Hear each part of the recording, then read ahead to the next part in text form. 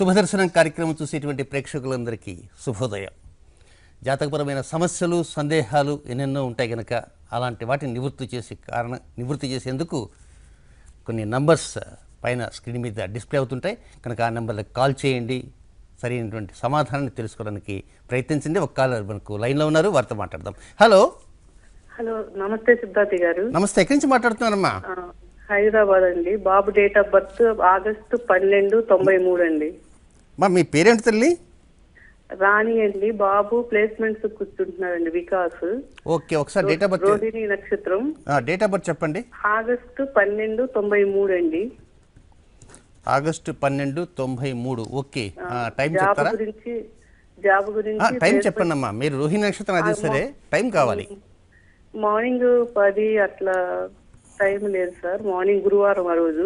Okay okay okay okay అంటే కరెక్ట్గా ఖచ్చితమైనటువంటి సమయం అంటూ ఏమి నీకు తెలియదు అనమాట.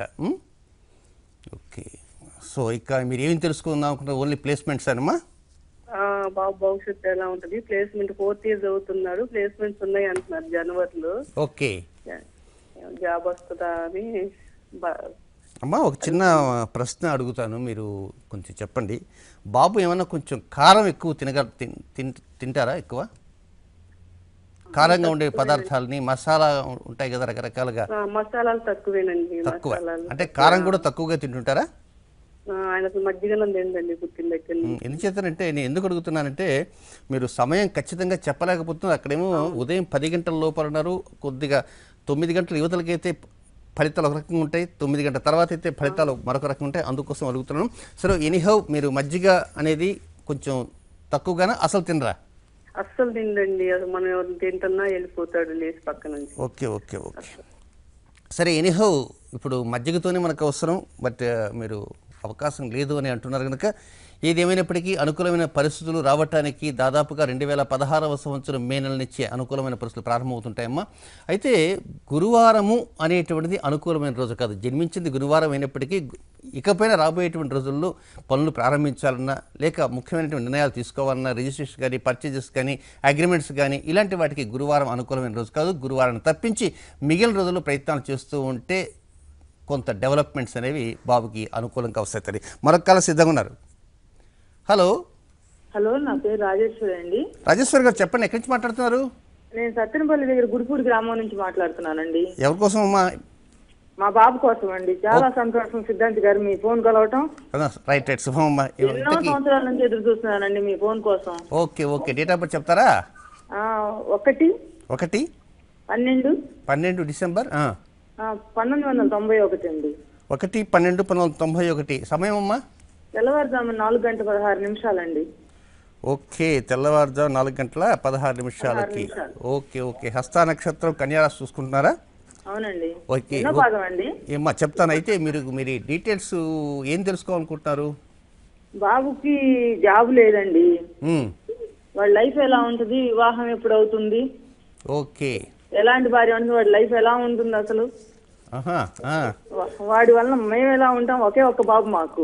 ఓకే ఓకే, ఇక్కడ విశేషం ఏంటంటే అమ్మా, జాతకంలో బాబు జన్మించిన రాశి ఏమో కన్యారాశి, అంటే చంద్రుడు కన్యారాశిలో ఉన్నాడు. కన్యారాశి పక్కన ఉండే తులారాశి, ఆ తులారాశి పక్కన వృశ్చిక రాశి, ఆ వృశ్చిక రాశిలో జన్మించిన సమయంలో రవి ఉన్నాడు. ఈ రవికి ఈ చంద్రుడికి మధ్యలో కొంత గ్యాప్ అంటూ ఉంది. ఆ గ్యాప్ చంద్రలగ్నాతే, దాన్నే కుటుంబ స్థానం, దాన్నే ధనస్థానము అంటారు. ఆ ధనస్థానమే దాన్నే వాక్స్థానం అని కూడా అంటుంటారు. ఇప్పుడు జాతకంలో చిన్నపాటి లోపాలు ఉన్న కారణంగా ఒక్కొక్కసారి చేతిలో డబ్బు ఉన్నప్పటికీ కూడా ఆ డబ్బుని సరైన రీతిలో ఖర్చు పెట్టలేక అనవసరమైన ఖర్చులకు వెళ్ళిపోతుంటాయి. అలాగే రేపు ఉత్తరోత్తర ఉద్యోగం వచ్చినా, లేక ఇంకేదన్నా వ్యాపారం చేసినా, లేక భవిష్యత్ కాలంలో ఏదైనా ఒక పెద్ద ఆస్తి లాంటిది వచ్చినప్పటికీ దాన్ని ప్రాపర్గా యూటిలైజ్ చేసుకోవటం కానీ, లేక ప్రాపర్గా దాన్ని అనుభవించడం కానీ ఒక్కోసారి చేయలేకపోయేటువంటి స్థితి ఈ బాబుది. కనుక చిన్నపాటి రెమెడీ కూడా తెలియజేస్తాను. ఆ రెమెడీ ఏమిటంటే, ఈ హస్త నక్షత్రం అంటే నిన్న ఒక 3 నక్షత్రాలకి 3 వృక్షాలు చెప్పా. ఈరోజు కూడా చెప్పబోతున్నాను, ప్రేక్షకులు నోట్ డౌన్ చేసుకోవడానికి ప్రయత్నం చేయండి. చంద్రుడికి 3 నక్షత్రాలు ఉంటాయి. అందులో మొదటి నక్షత్రం రోహిణి నక్షత్రం. ఈ రోహిణి నక్షత్రానికి ఒక దేవతా వృక్షం ఉంది, దాని పేరే అల్లనేరేడు. అలాగే హస్త నక్షత్రం ఉంది. హస్త నక్షత్రానికి వృక్షము అది కుంకుడు చెట్టు. ఇక 3వ నక్షత్రము శ్రవణ నక్షత్రం ఉంది. శ్రవణ నక్షత్రానికి జిల్లేడు చెట్టు. అది తెల్ల జిల్లేడు కావచ్చు, ఏదైనా కావచ్చు. ఇప్పుడు ఈ కుంకుడు అనేది హస్త నక్షత్రం కనుక, హస్త నక్షత్రానికి సంబంధించినటువంటి వృక్షం కుంకుడు కనుక ప్రతి సోమవారము ఎక్కడైనా మీకు దగ్గరలో కుంకుడు చెట్టు ఉందా చూసుకోండి. ఒక్కోసారి అది అసంభవం. కుంకుడు చెట్టు ఎక్కడన్నా కుంకుడు చెట్టు ఆకులు ఉన్నాయనుకోండి, ఆకులు తీసుకొచ్చుకొని ప్రయత్నం చేసి అది ఎండబెట్టి చూర్ణం చేసుకోండి. కనీసం ఆ చూర్ణాన్ని సోమవారం నాటి రాహుకాలంలో 7:39 రాహుకాలంలో చేతిలో కొద్దిగా చూర్ణం వేసుకొని అరచేయి మూసేసి కనీసం ఒక 10 నిమిషాలు మౌనం పాటిస్తూ ఆ చూర్ణం చేతిలో ఉండాలా. ఆ తర్వాత 10 నిమిషాల తర్వాత ఆ చూర్ణం వదిలేయాలి. లేదండి మా దొడ్లోనే కుంకుడు చెట్టు ఉన్నది అని అన్నారు అనుకోండి, ఆ చెట్టుకు నిలబట్టమే తూర్పు తిరిగి, చక్కగా తూర్పు తిరిగి ఆ సూర్యనారాయణ స్వామికి నమస్కారం చేసుకుంటూ ఆ కుంకుడు చెట్టు. ఇది అద్భుతమైనటువంటి పరిహారము. బట్ దేవతా వృక్షాలన్నీ 27 సప్తవింశతి వృక్షాలు. ఆ 27 వృక్షాల్లో రోహిణి నక్షత్రానికి అల్లనేడు, హస్త నక్షత్రానికి కుంకుడు చెట్టు, శ్రవణ నక్షత్రానికి జిల్లేడు చెట్టు. కనుక ఆ నోట్ డౌన్ చేసుకుంటూ రేపు మరొక 3 నక్షత్రాలు చెప్తాం. కనుక ఆ పరిహారం పాటించండి అమ్మా. నెక్స్ట్ మరొక కాలు సిద్ధంగా ఉన్నారు, వారితో మాట్లాడదాం. హలో హలో, చెప్పండి, ఎక్కడి నుంచి మాట్లాడుతున్నారండి? మీ పేరేంటి? సుబ్బారావు అండి. మా అబ్బాయి పేరు మాట్లాడుతున్నానండి. బాలసుబ్రహ్మణ్యం అండి. బాలసుబ్రహ్మణ్యమా, చెప్పండి. 15/9/1972 టైం అండి 8:40 అండి. జ్యేష్ఠ నక్షత్రం అండి. మీరు ఎందుకు తరచుగా వస్తుంటారు లైన్లోకి? నేను రావట్లేదు, ఇది సెకండ్ టైం సార్. ఇది అదే తరచుగా వస్తుంటారే అన్న. నేను మీ డివోటర్ అండి. ఓహో, ఇంతకీ ఏం తెలుసుకుందాం అనుకుంటున్నారు? అతనికి ఒంట్లో, వాళ్ళ ఆవిడకి ఒంట్లో బాగుండేది, చాలా కష్టాలు పడుతున్నారు ఈ మధ్యన. పిల్లలకి ఒంట్లో బాగలేదు, ఆవిడ ఒంట్లో బాగుండలేదు, ఆయనకి ఒంట్లో బాగుండలేదు. ఇంటిల్లో బాధి ఒంట్లో బాగుంటుందిలే. డాక్టర్ లేరు అక్కడ? బెంగళూరులో ఉందండి, బెంగళూరులో చూపించున్నారు. అయ్యో, పెద్ద పెద్దవారు డాక్టర్లు అంతా ఉంటారు కదా, వారంతా వైద్యం చేశారా? బెంగళూరు చూపించారు. అమ్మాయికి ఇప్పుడు ఆపరేషన్ అన్నారండి. అదండి. ఓకే. ఇప్పుడు ఈ జ్యేష్ఠ నక్షత్రం అంటున్నారు, ఇది ఎవరిది? అబ్బాయిదండి. అబ్బాయిది. ఈ అబ్బాయిని గురించి ఉన్నది ఏంటంటే అంత ఖర్చులమయంగా కనబడుతుంది అంటారు, అంతే కదా? అది మనశ్శాంతి ఉంటున్నాడండి. మనశ్శాంతి కూడా ఉండలేదు. ఎప్పుడైనా సరే ఇంట్లో అనారోగ్యం ఏర్పడింది అనుకోండి, డబ్బులు ఖర్చు అవుతాయి, మనశ్శాంతి ఉండదు. ఎలా ఉంటుంది? ఇంట్లో ఎవరికి ఆరోగ్యం బాగలేకపోతే పోయి సినిమా చూస్తామా? సినిమా చూడను కదా, కొంచెం బాధపడుతుంటామంటే అశాంతి ఉన్నట్టు, బాధ. కనుక ఇలాంటి అశాంతి వాతావరణం మనం పోగొట్టుకోవడానికి ప్రయత్నం అంటూ చేయాలి. అయితే ముఖ్యంగా అనారోగ్యం ఎందుకు వస్తుంటుంది? పని పాట లేకుండా రాదు కదా. ఒక మంచి కొత్త కారు ఒకటి కొన్నాం అనుకోండి, కారు అనవసరంగా రిపేర్ ఎందుకు వస్తుంది? మనం దాన్ని వాడినటువంటి రీతిలో కనుక వాడితే రిపేర్ రాదు. దాన్ని ఎట్లా తోలేసి గుంటలు మిట్టలు లేకుండా కొట్టేసామనుకోండి, అది బంపర్ దెబ్బ తగలటము, లేక సస్పెన్షన్ వీక్ కావటం ఏదో జరుగుతుంటుంది. కనుక అనారోగ్యం ఎందుకు వస్తుంటే తినేటువంటి ఆహార పదార్థాలు ప్రాపర్గా తినకపోవటం వలన, అలాగే ఎక్కడెక్కడో ఆలోచనలు చేసుకొని అనేక రకమైన ఆలోచనలు పెంచి టెన్షన్స్ పెంచుకున్న కారణంగా వస్తుంటాయి. కనుక దీనికి ఆహారోపనిషత్తుని నేను అప్పుడప్పుడు చెబుతున్నాను. ఈరోజు కార్యక్రమంలో అలాంటి ఆహారోపనిషత్తుకు సంబంధించినటువంటి గోధుమ పిండి దీపారాధనకు సంబంధించిన లలితా సహస్రనామ స్తోత్రంలో 106వ శ్లోకంలోని 2 లైన్లు, 107వ శ్లోకం మొదటి లైన్కి సంబంధించి చెప్తున్నాను. అది సిద్ధాన్నము. ఆ సిద్ధాన్ని గురించి మీరు కూడా వినండి, విని ఆ ప్రకారం పాటించిన ప్రయత్నం చేయండి. ఎందుచేతనంటే వృశ్చిక రాశి జాతకుడికి వృశ్చిక రాశి నుంచి 10వ స్థానం, 10వ స్థానం, రాజ్యస్థానం, క్రియాస్థానం, కర్మస్థానం. ఆ కర్మస్థానంలోనే గురు రాహులు కలయిక జరుగుతుంది కనుక అన్నీ దాంట్లోకి వచ్చేస్తాయి. ఏమండి? ఆ ప్రకారంగా కార్యక్రమం ఒక 5 లేక 6 నిమిషాల్లో కాల్స్ ఆపేసేసి ఇంకా ఆ ఫైనల్కి వెళ్ళిపోతాం. కనుక వినటానికి ప్రయత్నం చేయండి. మరొక కాల్ సిద్ధంగా ఉన్నట్టు వారితో మాట్లాడదాం. హలో, చెప్పండి సార్. మేము చెప్పాలా, మీరు చెప్పాలి? సార్ నాది 10/9/50. ఇంతకీ మీ పేరేంటి కొద్దిగా చేస్తారా? మీకు తెలుసుకుంటా. ప్రసాద్ అండి. ఓకే, ఎక్కడి నుంచి మాట్లాడుతున్నారు? మేము కొండపల్లి అండి. కొండపల్లి అంటే విజయవాడ దగ్గర కొండపల్లి? అవునండి. మీ ఊర్లో ఇప్పుడు బాగా బొమ్మలు తయారు చేస్తారా? బొమ్మలు చేసేవాళ్ళు మానేస్తారా? చేస్తున్నారండి. మీరు కూడా బాగా బొమ్మలు చేసేవారు మీకు బాగా తెలుసా? తెలుసండి. ఈసారి నేను ఎప్పుడైనా వస్తానండి. ఉచితంగా ఏవద్దు, డబ్బులు పెట్టే కొనుక్కుందాం. Compulsory sir, compulsory. ఇంతకీ మీరు ఎవరి గురించి తెలుసుకోవాలనుకుంటున్నారు? నా గురించేనండి. డేట్ ఆఫ్ బర్త్ చెప్పండి. 10/9/1959 అండి. 10/9/1959. అవునండి. టైము రాత్రి 7:30 ఓకే ఓకే. ఇంతకీ చెప్పండి, ఏం తెలుసుకుందాం అనుకుంటున్నారు? ఏ పనులు అవ్వట్లేదండి, చికాకుగా ఉంది. ఓకే, మరి కోర్టు అంటే మీకు ఇష్టమా? కోర్టు అంటే ఇష్టం అంటే అట్లా చేస్తున్నారండి. పరిస్థితులు అట్లా వచ్చేసాయి. అవును. మనము ప్రసార మాధ్యమాల ద్వారా మాట్లాడుకోలేము మీ విషయంలో. మా పంచాంగ మార్కెట్లో ఉంటుంది, దాని మీద అడ్రస్ ఉంటుంది. ఆ అడ్రస్కి మీ పేరు పెట్టి ఉత్తరం రాయండి. న్యాయస్థానం అంటే కొంతమందికి ముద్దు ఉంటుంది, కొంతమందికి హద్దు ఉంటుంది, కొంతమందికి వద్దంటుంది, రకరకాలు ఉంటారు. కనుక మరొకసారి మీరు ఆ ఉత్తరం రాయండి, నేను మీకు ఆ ఉత్తరం చదివి సమాధానం చెప్తాను. ఏమండి, ఆ ప్రకారం చేద్దాం. మరొక 2 కాల్స్ తీసుకుందాం.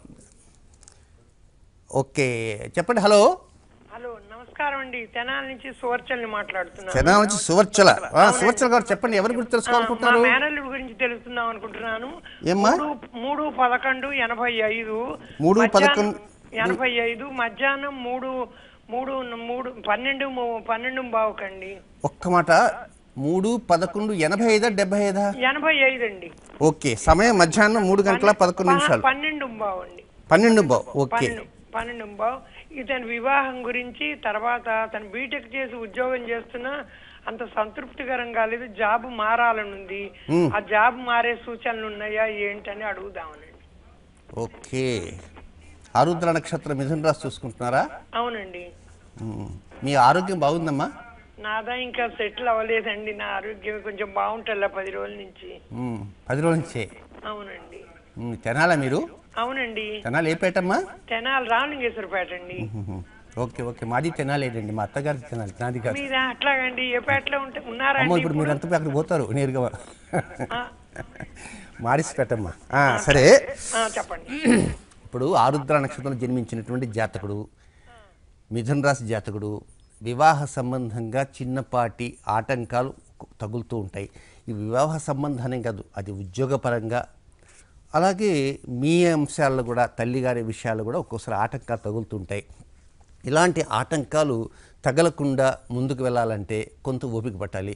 ఓపిక పట్టేంత స్థితి కూడా అటు తల్లిగా మీకు లేదు, అబ్బాయికి లేదు. కనుక చిన్నపాటి ఒక రెమెడీ తెలియజేస్తాను. నీరు సున్నము అని అంటారు. మనం తమలపాకుల్లో వేసుకుంటుంటాం కదా, సున్నం, నీరు సున్నం. ఆ నీరు సున్నాన్ని మీరేం చేస్తారంటే తమలపాకు పైన రాసేయండి. ఏ సమయంలో రాస్తారో, ఎప్పుడు రాస్తారో అంటే మంగళవారం రోజున రాహుకాలం మధ్యాహ్నం 3 గంటల నుంచి 4:30 వరకు వస్తుంది. ఒక తమలపాకు నీరు సున్నం ఇట్రాయండి, మరొక తమలపాకు నీరు సున్నారండి. ఈ 2 తమలపాకులు ఒకదానికొకటి జాయింట్ చేయండి. అంటే ఆకులకు లోపల భాగంలో మాత్రమే సున్నం ఉంటుంది. ఆ తర్వాత దాన్ని చుట్టండి. ఏం తమలపాకులను నోట్లో మాత్రం పెట్టుకోవద్దు. దానిపై కుడి చేతిలో గట్టిగా పట్టుకొని రాహుకాలం అయ్యేంతవరకు పట్టుకొని మౌనం పాటించాల్సిన అవసరం లేదు, ఉండాలి. ఇది అలాగే ఉండాలి. ఒకవేళ అర్జెంట్గా రాసుకోవాల్సి వస్తుందనుకోండి, కనీసం 24 నిమిషాలను పట్టుకోమనండి. ఆ తర్వాత దీన్ని తీసి డస్ట్బిన్లో పారేయమని చెప్పండి. ఆ విధంగా చేస్తూ ఉంటే ఒక 7 నెలలు కనుక చేస్తే ఆ తర్వాత డెవలప్మెంట్స్ తప్పకుండా వస్తాయమ్మా. సువర్చల గారు, మరొక కాల్ మాత్రమే తీసుకుందాం, ఆ తర్వాత మనం విశేషాలకు వెళ్ళిపోదాం. హలో, నమస్కారం శ్రీనివాస్ గారు. నమస్కారం అండి. నమస్కారం. ఎక్కడి నుంచి మాట్లాడుతున్నారండి? నేను హైదరాబాద్ అండి. హైదరాబాద్ నుంచి మాట్లాడుతున్నాను. ఎవరి గురించి తెలుసుకోవాలనుకుంటున్నారు? నా గురించి తెలుసుకుందాం అనుకుంటున్నానండి. డేట్ ఆఫ్ బర్త్ చెప్తారా? 12/11 12 నవంబరు 1958.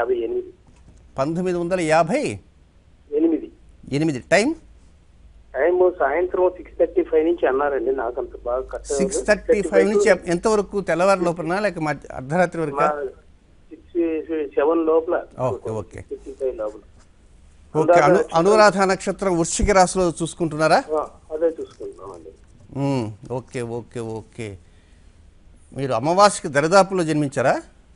నేను అంటే యాక్చువల్గా అండి దీపావళి వెళ్ళిన 2 రోజులకి, నరక చతుర్దశి అయిన 2 రోజులకు విజయ తిథి నాడు పుట్టాము. అదే అమావాస్య దరిదాపుల్లోనే. ఇది ఏ రోజు పుట్టారన్నారు అప్పుడు. సరే, ఇంతకీ ఏం తెలుసుకుందాం అనుకుంటున్నారండి? ఏం నాకు అంతా అంటే ఇప్పుడు ఎట్లా ఉందంటే మా పిత్రాజీ చాల్లో నుంచి మా నాన్నగారి నుంచి పెండింగ్ ఉందండి. అదేమో ఇప్పటి వరకు కూడా సెటిల్ కాలే. ఇప్పుడు మళ్ళీ మధ్యన ఏదో కొలిక్కి వచ్చింది అనుకున్నాం కానీ అది కూడా కొలిక్కి రాలే. ఓకే, అట్లాగే మా పిల్లల భవిష్యత్తు కానీ ఓకే ఓకే. మొత్తం మీద పిత్రార్జిత సంబంధమైనటువంటి ఆస్తులు కొలిక్కి రాకుండా ఒక పక్కన పడి ఉన్నాయి. ఇది గతంలో కూడా ఒక కాలర్ అడిగారు, నేను కూడా అదే కోవలో ఉన్నాను అని కూడా చెప్పాను. మరి దానికి సరైనటువంటి పరిహారం ఎప్పుడంటే అప్పుడు పాటించకూడదు, దాని సమయం వచ్చినప్పుడు మాత్రమే దాని పరిహారాన్ని మొదలుపెట్టాలి. బట్ ఆ పరిహారం ఎప్పుడు మొదలుపెట్టాలి అంటే చైత్రమాసం తర్వాతనే మొదలుపెట్టాలి. వినటం కూడా ఉత్తరాయణం వచ్చిన తర్వాతనే ఆ పరిహారం వినాలి. పరిహారాలు వినేటప్పుడు కూడా కొన్ని సమయాలు అంటూ ఉంటాయి, అందుకని ఒకసారి వాయిదా వేసుకుంటూ వస్తున్నాయి. కొన్ని మాత్రం నేను మర్చిపోయిన కారణంగా కూడా ఉంటాయి, కొన్ని మాత్రం పెండింగ్ పెట్టేశాను. కనుక ఉత్తరాయణం వచ్చిన తర్వాత జనవరి 15వ తేదీ తర్వాత వచ్చేటువంటి శుభదర్శన కార్యక్రమంలో పిత్రార్జిత సంబంధించిన ఆస్తులు గాలిగిపోతుంటాయి, పట్టించుకునే నాథులు అంటూ ఉండరు. ఒక్కోసారి ఏదైనా అనుభవిద్దామంటే బండలు వేసేటువంటి వారు ఎక్కువగా ఉంటారు. సరే, బండల్ని తట్టుకొని నిలబడదామంటే భూమే కనపడదు. అలాంటి పరిస్థితుల్లో డోలాయమాన స్థితిలో ఉంటుంటారు చాలామంది. ఒక్కోసారి దానివలన భుక్తి కూడా ఆగిపోయేటువంటి పరిస్థితులు ఉంటాయి. కనుక ఆ పిత్రార్జిత ఆస్తులను సంరక్షించుకోవాలంటే ఆ పైనున్న వారి యొక్క అనుగ్రహం కూడా మనకు ఉండాలి. కనుక వాటిని అదృష్ట దోషాలనే కోవలోకి ఈ దోషం వస్తుంది. కనుక మీరు వీలైనంత వరకు జనవరి 15వ తేదీ తర్వాత పరిహారం చెప్పబోతున్నానని, ఆ పరిహారం చైత్రమాసం తర్వాతనే పాటించాల్సిన అవసరం ఉంటుంది. కనుక ఆ పరిహారం విని ఆ తర్వాత పాటించండి. ప్రస్తుతం ఇంకా మనం నిన్నటి కార్యక్రమానికి ముగింపుగా ఈరోజు మనం మొదలెట్టుకోబోతున్నాం. ఇక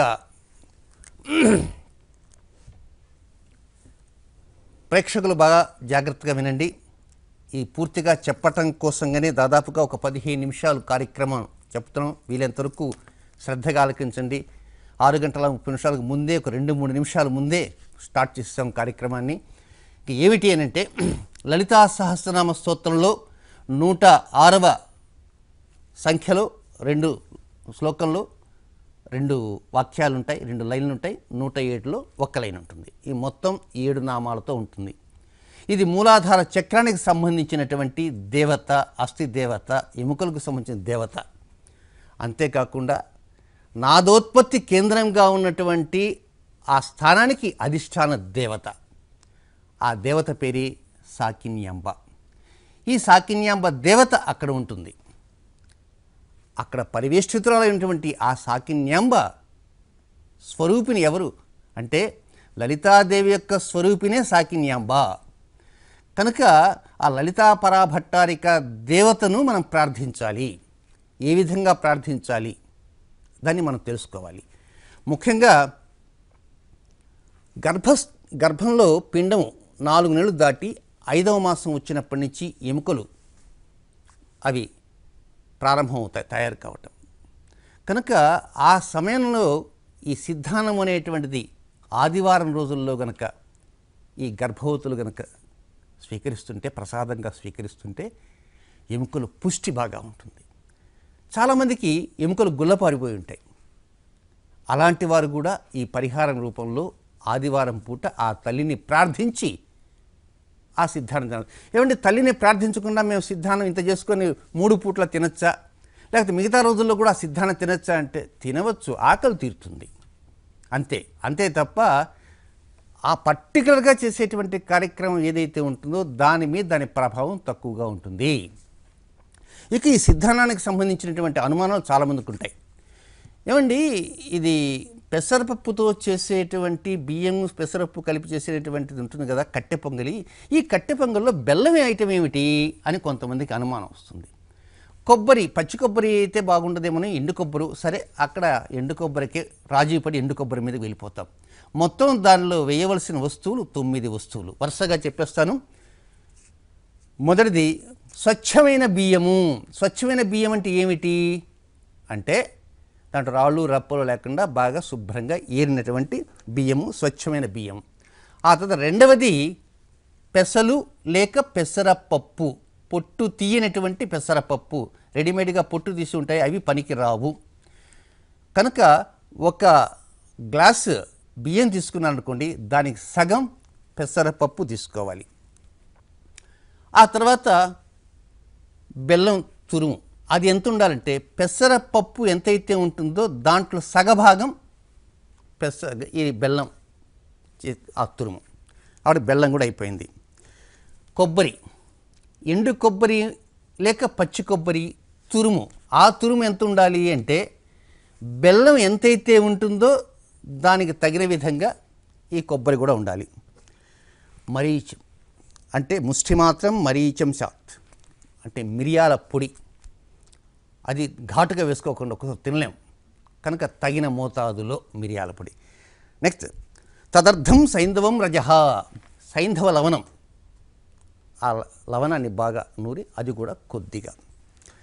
తదర్థం జీరకం విద్యాత్, జీలకర్ర, మామూలుగా జీలకర్ర తక్కువగా వేసుకుంటాం, కొద్దిగా ఎక్కువగా వేసుకుని ప్రయత్నించండి.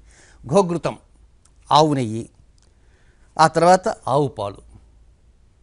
ఇది కట్టె పొంగలా లేకపోతే తీపి పొంగలా మీరు ఏ పేరైనా పెట్టుకోండి, కానీ లలితా సహస్రనామ స్తోత్రంలో ఇచ్చినటువంటి ఆ సిద్ధ దేవత సిద్ధ విద్యకి సంబంధించిన దీని పేరు సిద్ధాన్నము.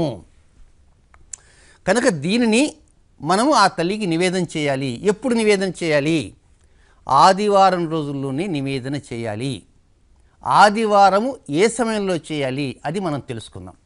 ముఖ్యంగా ఇక్కడ మూలాధారాంబుజారాఢ పంచవృత సంస్థ అంకుశాది ప్రహరణ వరదాది నిషేవిత ముద్గౌదనాసక్త చిత్త సాకిన్యం స్వరూపిణి 7 నామాలతో ఉన్నాయి కదా. ఈ 7 నామాలలో సంబంధించినటువంటి ఎక్స్ట్రాక్ట్ అంతా మనం తీసుకొని దాన్ని మనం ఆ దేవతని ప్రార్థిస్తూ, సాధారణంగా ఏమీ తెలియనటువంటి వారు ఎంతోమంది ఉంటారు కనుక అందరూ పండితులు ఉండరు, ఎక్కువ భాగము సామాన్యులే ఉంటారు కనుక సామాన్యుల కోసమే చెబుతున్నటువంటి పరిహారము. వైదిక మార్గంలో చేయాల్సిన పరిహారాలు కొంచెం ఖర్చుతో కూడుకున్నవి, అవి నిదానంగా చెప్తాను, నాట్ ఎట్ నౌ. ఇక ఆదివారం నాడు ఏం చేస్తారంటే, రేపు జనవరి 9వ తేదీన శుక్రుడు శని ఇరువురు కలుస్తారు. ఆ కలిసినటువంటి ఆ సన్నివేశాన్ని మీరంతా కూడా వీక్షించండి, ప్రార్థించండి. ఆ రోజు కాకుండా తర్వాత గోధుమలను పర్చేజ్ చేయండి. ఇది ఎంతకాలం చేయాలండి అంటే ఎంతకాలమే చేయవచ్చు. దీనివల్ల మనకి ఏమేమి వస్తాయి అండి అంటే, వచ్చే లాభాలు చెప్పానంటే చాలా లాభాలు అంటూ ఉన్నాయి. చాలామంది పిల్లలు మా అబ్బాయిలు చదువుకోవటం లేదండి, మొండికేశారండి, అదండి ఇదండి, అల్లరిగా ఉంటాడండి అంటుంటే నేనేం చెప్తుంటా అంటే, ఏమండి బుధవారం పూట పెసలు నానబెట్టి ఉదయాన్నే తినండి అంట. ఆ పెసలు ఎవరివి? బుధుడివి పెసలు. ఇక్కడ బియ్యం ఎవరివి? చంద్రుడివి. ఇకపోతే ఈ నివేదనకు ముందు మనం ఏం చేయాలి? ఒక్కసారి కనుక మనం మూలాధార చక్రానికి వెళ్తే అక్కడ 4 దళాల పద్మం ఉంటుంది. వా శ ష స అనేటువంటి 4 అక్షరాలతో, అక్షర శక్తులతో ఒక్కొక్క దళం ఉంటుంది. మన వర్క్ తెలుసుకోవడానికి మాత్రం చెబుతున్నాను, అక్కడ మీరే బొమ్మలు లాంటివి వేయాల్సిన అవసరం లేదు. అక్కడ ఆ దేవత 5 శిరస్సులతో పరివేష్టితురాలై ఉంటుంది. ఈమె యొక్క స్వరూపం ఎలా ఉంటుందంటే, ఆకారం, ఆ కలర్ ఎలా ఉంటుందంటే ధూమ్రవర్ణం. పొగ ఎలా ఉంటుంది? ఆ పొగ రంగులో ఈ దేవత ఉంటుంది. ఇక ఈ దేవత ఒక్కసారి మనం కళ్ళు మూసుకున్నామంటే 5 తలలు, మధ్య తల, అటు 2 తలలు, ఇటు 2 తలలు, 4 భుజాలు. మొదటిగా మనకు కనపడేటువంటి ఎదురుగా కనపడే శిరస్సుకి 3 కళ్ళు ఉంటాయి, ఇటు ఇటు పైన త్రినేత్రం. ఆ తర్వాత 4 భుజాలలో అంకుశం ఒక దాంట్లో, ఢమరుకం, పుస్తకం, జ్ఞానముద్ర, ఈ ప్రకారంగా ఉంటుంది. ఒక్కసారి మనం అలా కన్ను మూసుకుంటే ఎదురుగా ఆ తల్లి యొక్క ఆకారం మనకు కనపడుతుంది. మనం ప్రతిరోజు లలితాదేవి ఫోటో మన ఇంట్లో చూస్తూ ఉంటాం. లలితా సహస్రనామ స్తోత్రం చదవాలంటే ఆ పుస్తకం మీద ప్రింట్ చేసి ఉంటారు. ఆ బొమ్మను చూడంగా ఇవి లలితాదేవి కదండి అనుకుంటాం. కనుక ఆ లలితాదేవి ఫోటోని ఒక్కసారి అలా చూడంగానే ఈ యొక్క ధూమ్రవర్ణంలో ఉన్న దేవతలాగా మనకు కనపడాలి. అది కళ్ళు మూసుకుంటే అలా కనపడాలి. ఇక ఆదివారం నాడు ఏం చేస్తారు అంటే, ఒక కుటుంబంలో ఒక 4 కానీ 5 కానీ 2 కానీ 3 కానీ ఉంటారు. ఎవరో ఒక్కరు చాలు. ఉదయాన్నే నిద్రలేచిన తర్వాత చక్కగా స్నానం చేసేసి ఆ తర్వాత గోధుమ పిండి దగ్గరికి వద్దాం. ఈ గోధుమ పిండి జల్లించకుండా ఉండాలి. అంటే జల్లిస్తే పొట్టు ఉంటుంది కనుక ఆ పొట్టుతో కలిసినటువంటి గోధుమ పిండి కనుక జల్లించకూడదు. పెసరపప్పు ఏ విధంగా పొట్టుతో మనకు అవసరమో ఇక్కడ గోధుమ పిండి కూడా పొట్టుతోనే ఉండాలి. అయితే ఇప్పుడు చాలామందికి అనుమానం వచ్చి ఒక ఆయన నాకు ఒక 3 రోజుల క్రితం ఒక మా ఇంటి దగ్గరికి వచ్చేసి నాతో సరదాగా మాట్లాడుతూ, సిద్ధాంతి గారు మా ఇంట్లో గోధుమ పిండి ప్రతిసారి జల్లిస్తుంటాము, ఆ ఊకలాగా మిగులుతుంది, ఆ పొట్టంతా దాచిపెట్టాను, మీరు ప్రారంభం చేసినప్పటి నుంచి ఇప్పుడు బజార్లో తెచ్చే గోధుమ పిండి ఉందిగా పొట్టు లేని ఈ పొట్టు తీసి దాంట్లో వేసుకోవచ్చా అని అడిగాడు. చాలా గొప్పగా చెప్పారండి, కనుక అదేం కుదరదు. గోధుమలు ఎన్నైతే మనం తీసుకొని దాన్ని మరపట్టిస్తామో దాని నుంచి వచ్చిన పొట్టే తప్ప అదనంగా పొట్టు తెచ్చి మాత్రం దాంట్లో కలుపుకోవద్దు. అంతే. అది ఎంత ధాన్యమో దానికి సంబంధించిన పొట్టు ఉంటుంది, దానికి సంబంధించిన వరకు ఎంతవరకు పొట్టు ఉంటుందో అంతవరకే పొట్టు ఉంటుంది. మనం పొట్టుతో కావాలని చెప్పి అధికంగా పొట్టు తీసుకుంటే మనం పొట్టులాగా అయిపోతాం. కనుక ఆ గోధుమ పిండిని అంత తీసుకొని దాంట్లో పచ్చిపాలు, గోక్షీరం ఆవు పాలు లేదా గేదె పాలు కలుపుకొని చక్కగా చపాతీ ముద్దలాగా చేసుకోండి. మనం నోములు వ్రతాలు మంగళగౌరి నోములు చేసేప్పుడు మంగళ జ్యోతులు వెలిగిస్తాం కదా బియ్య పిండితో, అలాగే ఆ చపాతీ పిండిలాగా చేసుకుందాన్ని ఒక కుండవత్తి మధ్యలో వచ్చే విధంగా, అయితే మీరు చేసేటువంటిది కొంచెం పెద్దదిగా చేసుకోండి. లోపల కనీసం 5-6 చెంచాలు నూనె పట్టే విధంగా లేక నెయ్యి పట్టే విధంగా ఉండాలి. ఇక్కడ నూనె కేవలం కొబ్బరి నూనె మాత్రమే వాడతాము, లేదా గోఘృతం ఆవు నెయ్యి మాత్రం వాడతాం. చక్కగా చపాతీ చేసుకున్నాం కదా ముద్దల, ఆ మధ్యలో కొంచెం జాగ్రత్తగా లోతుకి ఉంచి ఆ మధ్యలో ఈ ఒత్తిని వేస్తాం. కుండవత్తి దాంట్లో వేసేది గోఘృతం ఆవు నెయ్యి లేకపోతే కొబ్బరి నూనె. ఇక వెలిగిస్తాను ఎక్కడ పెట్టాలి అనేది పెద్ద అనుమానం వస్తుంది. ఇక దీని దగ్గరే మనం చాలా జాగ్రత్తగా ఉండాలి. మీ ఇంట్లో కనీసం ఒక పెద్ద అంతెత్తు గిన్నె కానీ ఉందని అనుకోండి, అది లేదనుకోండి ఈవెన్ కనీసం ప్లాస్టిక్ ఏదైనా సరే. అంటే చాలామంది ఇక్కడ వెలిగిస్తే గాలికి ఇక్కడ రెపరెపలాడేటువంటి జ్యోతి కొండెక్కుతున్న ఉద్దేశంతో ఒక గిన్నెలో పెడుతుంటారు కొంతమంది పల్లెటూర్లలో. అలాగే నగరాల్లో అయినా సరే మనకు గిన్నె కావాలి, గాలి ఉన్నా లేకపోయినా గిన్నె కావాలి. ఎందుకు గిన్నె అంటే ఆ దేవతామూర్తిని మనం ధ్యానించాలంటే అక్కడే చిన్నపాటి ట్రిక్ ఉంది. ఇప్పుడు ఒక అంత గిన్నె తీసుకుందాం, కనీసం ఒక అడుగు ఎత్తు గిన్నె, కింద దిగువన కొద్దిగా పసుపు వేయండి, దాని మీద కొద్దిగా కుంకుమ వేయండి, దానిపైన ఈ గోధుమ పిండితో చేసినటువంటి ఆ ముద్దగా ఉన్నటువంటి దాన్ని ఆ జ్యోతిని అక్కడ ఉంచండి. అప్పుడు వెలిగిస్తారు కదా, ఆ వెలిగించిన తర్వాత ఆ వెలుగంతా ఎక్కడ ఉంటుంది, ఈ గిన్నెలో కనపడుతూ ఉంటుంది. కనుక ఆ వెలుగుని బయటికి వెళ్ళనివ్వకుండా చిన్నపాటి గిన్నె ఎప్పుడైతే ఉంచుకుంటామో ఆ గిన్నెలో ఆ వెలుగు ఉండాలి.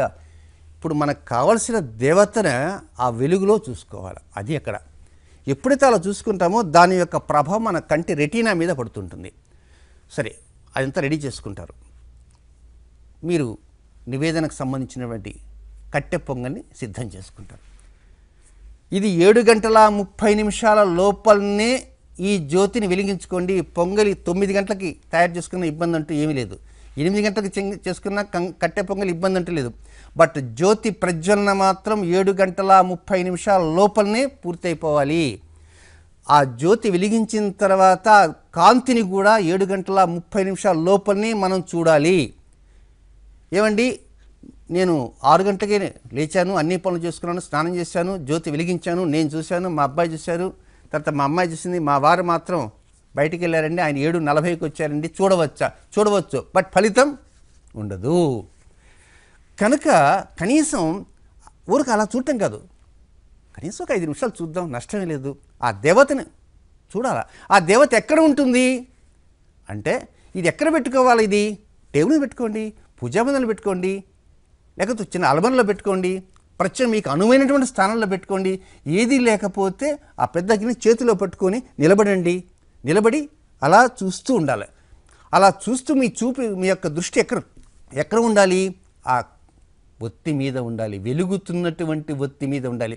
ఆ ఒత్తి మీద వెలుగుతున్న ఒత్తి మీద చూస్తూ ఉన్నారనుకోండి, ఆ వెలుగుతున్న ఒత్తి చూస్తూ ఉంటే ఆ వెలుగంతా పక్కన కనపడుతూ ఉంటుంది. ఆ సమయంలో మీ మనస్సు చాలా వరకు కల్మషం లేకుండా, ఎలాంటి ఆవేశాలకు లోను కాకుండా, ఎలాంటి భ్రమలలోకి మీరు వెళ్లకుండా 5 శిరస్సులు గలనటువంటి తల్లి అక్కడ ఉన్నదని, ఆ తల్లి ఆ పొగరంగులోనే ఉన్నదని భావిస్తూ ధ్యానించండి. అంతే. It is very simple. మీకు ఆ సమయంలో మేము స్తోత్రాలు చదవాలా అనుకున్నారనుకోండి, లలితా సహస్రనామ స్తోత్రంలో ఆ 106వ శ్లోకం 107 శ్లోకం చదవండి. అది కూడా లేదనుకోండి, ఓం శ్రీమాత్రే నమః అను. అది కూడా మనకు అవసరం లేదు, మాకు పలకటం కష్టం అనుకోండి, అమ్మా జగన్మాత రక్షించు తల్లి, ఎన్నో సమస్యల్లో ఉన్నాం, కొట్టుమిట్టాడుతున్నాం, ఇది 7 గంటల 30 నిమిషాల లోపల మాత్రమే ఇది చూడాలి, ఆ వెలుగును చూడాలి, ఆ వెలుగును దర్శించుకోవాలి. ఆ వెలుగులోనే ఉన్నదంతా. ఆ వెలుగు ఎక్కడ వస్తుంది అక్కడ మీరు తయారు చేసుకుంటారు. ఎప్పుడైతే ఆ వెలుగును చూస్తారో, మీరు కంటితో చూస్తారో, అప్పుడు ఆ దృష్టి అంతా కూడా దాని మీద ఉంటుంది కనుక మూలాధార చక్రంలో ఉన్నటువంటి ఆ దేవత సిద్ధమవుతుంది, రెడీ అవుతుంది. ఆ దేవత రెడీ అయిన తర్వాత రెడీగా మీరు కనుక నివేదన ఉంటే చక్కగా నివేదన పెట్టి నమస్కారం పెట్టుకొని ఆ తల్లికి ఆ నివేదన అర్పించి ఆ తర్వాత తల అంత పొంగల్ తినండి. లేదంటే 8కో 9కో స్థిమితంగా చేసుకుంటామండి మేము పూజా కార్యక్రమం, చక్కగా పూజ చేసుకోండి, మీకు ఇష్టమైన రీతిలో చేయండి. మేము హారతి ఇస్తామండి, హారతి ఇచ్చుకోండి. మేము పూలు పెట్టుకుంటామండి, పూలు అది ఏ రంగు పూలు పెట్టాలి మళ్ళీ అక్కడ అనుమానం వస్తుంది. వాస్తవంగా ఆ దేవతకి ఇష్టము పసుపు రంగు పూలు అంటే ఇష్టం. ఎక్కడ పెట్టాలి అదే? ఆ పక్కనే, ఆ జ్యోతికి పక్కనే పెట్టండి. మీకు తోచిన రీతిలో మేము టెంకాయ కొట్టుకుంటామండి, టెంకాయ కొట్టుకోండి. ఏది కొట్టినా కొట్టకపోయినా ఈ యొక్క సిద్ధాన్నం అనేటువంటిది అమ్మవారికి నివేదించి ఆ నివేదించిన పదార్థాన్ని చక్కగా తృప్తిగా స్వీకరించండి. అయితే దీంట్లో నువ్వుల నూనె లేక ఆవు నెయ్యి అదో కొండెక్కుతుంది. కొండెక్కిన తర్వాత దీన్ని పారేయాలన్నా ఎక్కడ పెట్టాలో ఏమిటి అనేటువంటి అనుమానాలు చాలా వస్తుంటాయి ప్రేక్షకులకి. కనుక కొండెక్కిన పర్వాలేదు, 3 మధ్యాహ్నం దాకా ఉన్న పర్వాలేదు, సాయం దాకా ఉన్న పర్వాలేదు, మీరు నూనె కానీ లేకపోతే నెయ్యి కానీ వేస్తూ ఉండాలి. అయితే తర్వాత ఆ జ్యోతిని ఏం చేయాలి అనేది మాత్రం నేను ఇప్పుడు చెప్పండి, సస్పెన్స్. సాయంత్రం దాకా వెలిగించుకోవచ్చు, ఇబ్బంది అంటూ లేదు. ఆ తర్వాత గంటలతో కొండెక్కినా ఇబ్బంది అంటూ లేదు. తర్వాత ఆ జ్యోతిని, ఆ ఒత్తిని ఏం చేయాలి అంటే రేపటి శుభదర్శనం కార్యక్రమం చూస్తూ ఉంటే దీని యొక్క ప్రయోజనాలు ఎలా ఉంటాయి, ఏ అంశాల్లో మనం డెవలప్మెంట్ సాధించగలం, కనుక ఆ అంశాలు ఎవరి వల్ల వస్తాయి, రాహు ఏ విధంగా మనకు అనుకూలిస్తాడు, రాబోయేటువంటి గుర్రాహు చండాల యోగం బారిన మనం పడకుండా ఉండటానికి ఇది ఎంతవరకు తోడ్పడుతుంది. కనుక వాశాశాస అనే 4 అక్షరాలతో ఉన్నటువంటి ఆ వాగ్దేవత, ఆ వాగ్దేవత మూల స్వరూపము. కనుక ఆ వాగ్దేవత ఎవరు? సరస్వతీదేవి. కనుక ఆ వాగ్దేవతే పరోక్షంగా సాకిన్యంబ. ఈ సాకిన్యంబే ఎవరు? జగన్మాత లలితా పరాభట్టారిక. కనుక ఆ తల్లిని ప్రార్థిస్తూ ఆ వెలుగును దర్శిస్తూ ఆ నివేదనని భుజిస్తూ మనమంతా కూడా కాలక్రమంలో ముందుకు వెళ్తూ ఉంటే చక్కటి అనుకూల పరిస్థితులు వస్తాయి. ఎన్నెన్నో పరిహారాలు ఉన్నాయి. అలాంటి అన్ని పరిహారాలు తెలుసుకుని మనం ప్రయత్నిద్దాం. ఇది ఈనాటి శుభదర్శనం కార్యక్రమం. రేపటి శుభదర్శనంలో మరలా కలుసుకుందాం. అంతవరకు సెలవు మరి.